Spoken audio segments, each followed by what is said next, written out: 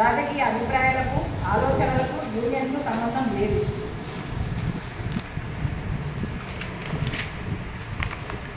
జర్నలిస్టుల సమస్యలకు సంబంధించిన విషయాలు.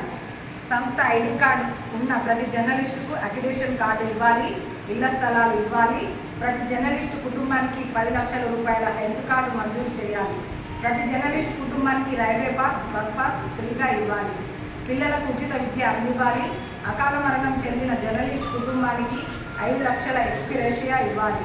అంగవైకల్యం చెందినప్పుడు 1 లక్ష రూపాయలు కుటుంబ ఆర్థిక సాయం చేయాలి. ఇవి గవర్నమెంట్ INPR నుంచి అందివ్వాలి. ఎలక్ట్రానిక్ మీడియా కానీ, ప్రింట్ మీడియా కానీ ఏ రంగంలో పనిచేసినా ఆ యొక్క జర్నలిస్టుకు ఉద్యోగ భద్రత కల్పించాలి. సర్వీస్ లెటర్స్ ఇవ్వాలి. యాజమాన్యాలు జర్నలిస్టులకు గౌరవ వేతనం ఇవ్వాలి. గవర్నమెంట్ వృద్ధాప్య పెన్షన్ ఇవ్వాలి. అన్ని స్టేట్లో ఉన్నటువంటి ప్రెస్ క్లబ్లో జర్నలిస్టులకు మెంబర్షిప్ ఇవ్వాలి. జర్నలిస్టుకు 2 ఆడపిల్లలు ఉంటే ఆడపిల్లలకు భరోసాగా గవర్నమెంట్ 5 లక్షల రూపాయల ఫిక్స్డ్ డిపాజిట్ చేయాలి. దేశవ్యాప్తంగా జర్నలిస్టులకు టోల్గేట్ ఫ్రీ పాసులు ఇవ్వాలి.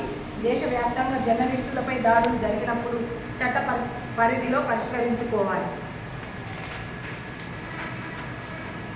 దేశంలో జర్నలిస్టులకు అన్యాయం జరిగినప్పుడు ఇతర యూనియన్లతో జతకట్టి పోరాటం ద్వారా సమస్యలను పరిష్కరించుకోవాలి.